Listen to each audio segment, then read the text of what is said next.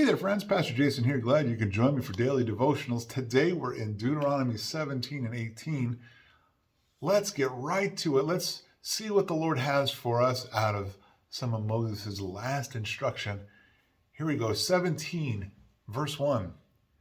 You must not sacrifice to the Lord your God an ox or sheep with a defect or any serious flaw, for that is detestable to the Lord your God. If a man or woman among you is in one of your towns that the Lord your God will give you is discovered doing evil in the sight of the Lord your God and violating his covenant, and has gone to worship other gods by bowing down to the sun, moon, or all the stars in the sky, which I have forbidden, and if you are told or hear about it, you must investigate it thoroughly.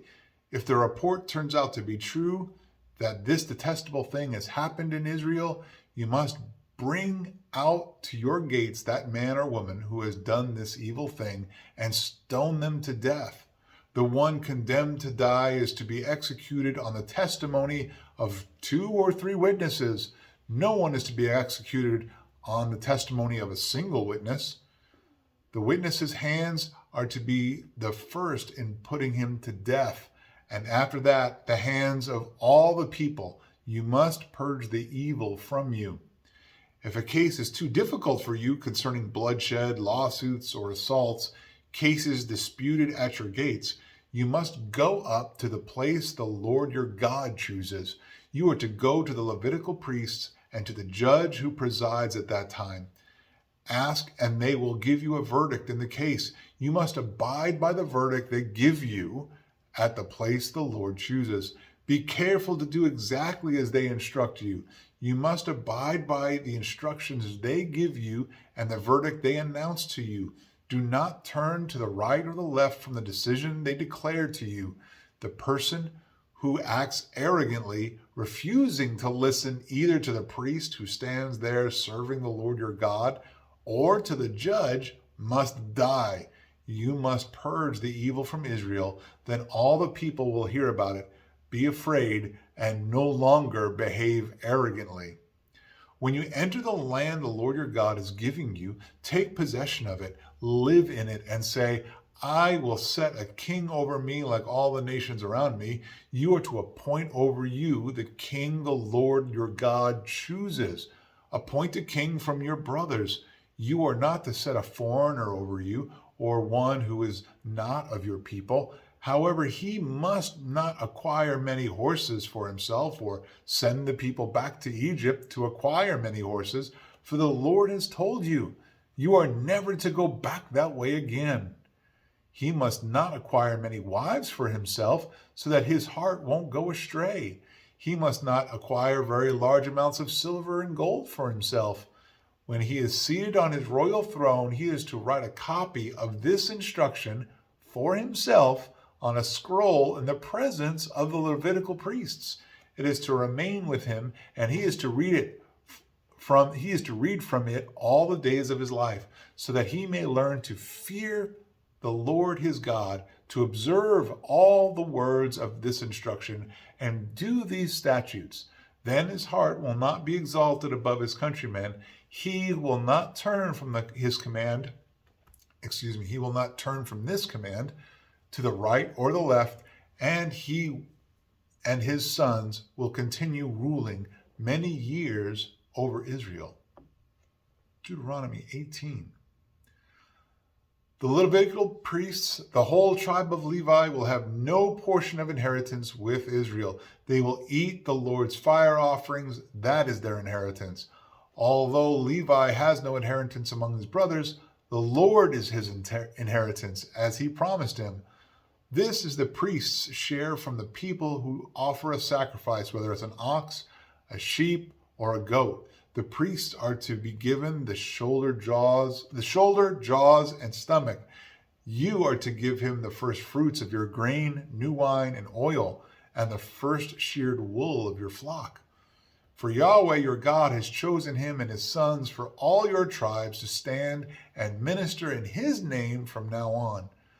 When a Levite leaves one of your towns where he lives in Israel and wants to go to a place the Lord chooses, he may serve in the name of Yahweh his God like all his fellow Levites who minister there in the presence of the Lord. They will eat equal portions besides what he has received from the sale of the family estate. When you enter the land the Lord your God is giving you, do not imitate the detestable customs of those nations. No one among you is to make his son or daughter pass through fire, practice divination, tell fortunes, interpret omens, practice sorcery, cast spells, consult a medium or a familiar spirit, or inquire of the dead. Everyone who does these things is detestable to the Lord, and the Lord your God is driving out the nations before you because of these detestable things. You must be blameless before the Lord your God. Though these nations you are about to drive out listen to fortune tellers and diviners, the Lord your God has not permitted you to do this. The Lord your God will raise up for you a prophet like me from among your own brothers. You must listen to him. This is what you requested from the Lord your God at Horeb on the day of the assembly when you said, let us not continue to hear the voice of the Lord our God or see this great fire any longer so that we will not die. Then the Lord said to me, they have spoken well. I will raise up for them a prophet like you among their brothers. I will put my words in his mouth, and he will tell them everything I command him. I will hold accountable whoever does not listen to my words that he speaks in my name. But the prophet who dares to speak a message in my name that I have not commanded him to speak, or who speaks in the name of other gods, that prophet must die. You may say to yourself, how can we recognize a message the Lord has not spoken? When a prophet speaks in the Lord's name, the message does not come true or is not fulfilled. That is a message the Lord has not spoken. The prophet has spoken it presumptuously. Do not be afraid of him. Deuteronomy 17 and 18. Okay, we have again the upright holiness that the Lord is calling his people to, not to bow down to other gods, not to have trust in divinations, or even the prophets themselves can't be speaking a word from another god and that sort of thing.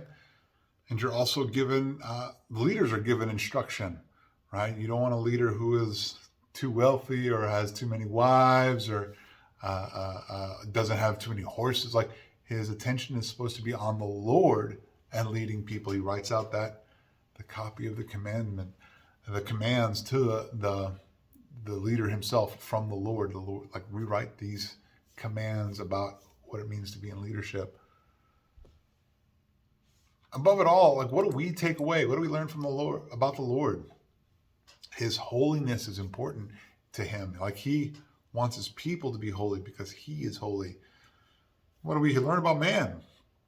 You're starting to get this idea over and over and over again in Moses' teaching that we have a propensity to do well or to fail. We have the capacity to do both. And so there's this outcry.